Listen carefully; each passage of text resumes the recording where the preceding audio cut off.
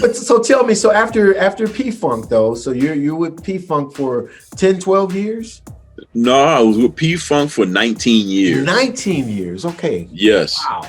And so you went off, you retired is what the bio says, but you went on with Maceo after that, right? Yeah, I quit playing with P-Funk at the end of 96.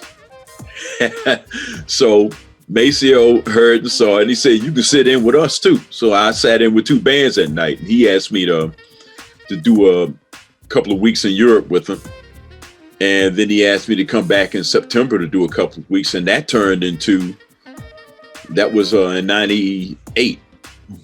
And I haven't stopped playing in that band since. And so that's how the Prince connection came, through Maceo. Right. Prince was looking for somebody to play something in the studio. It's like, play it like Maceo, play it like Maceo. You know, we talked about that earlier. It ain't gonna happen. Yeah. So Prince, you know, being the thinker that he is, the bulb went off, and he's like, why don't I just go get Maceo? Yeah. So, you know, he was listening. He's like, you know, I want you to join the band and bring that trombone player with you too. He saw the chemistry and didn't want to break it up. Understand. So I'm like thinking, okay, then of course Maceo in private is like, well, you know, he not only plays, but he writes out charts and stuff and everything. So, you know, that's a plus. I feel like that might be a plus if you're looking for somebody to do that. Prince is like, yeah, because he had this revolving door of horn players. You know, Maceo would leave and go on tour. Najee would come in. Najee would leave. Candy would come in.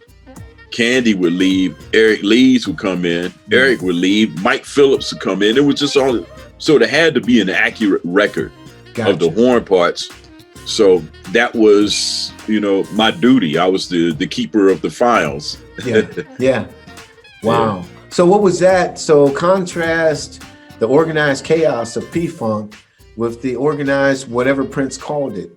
What did you think of that? Well, you know, in between that was the strict regiment of playing, you know, of the James Brown kind of mindset with somewhat of a P-Funk party atmosphere to it. That was Maceo. Yeah. And then I started playing with Prince, and it was like, I felt like I was on call 30 hours a day. Oh, is that right? I tell people all the time, man, you know, if you listen to any interview I've done about that, I say it's a musical equivalent of being in the fire department.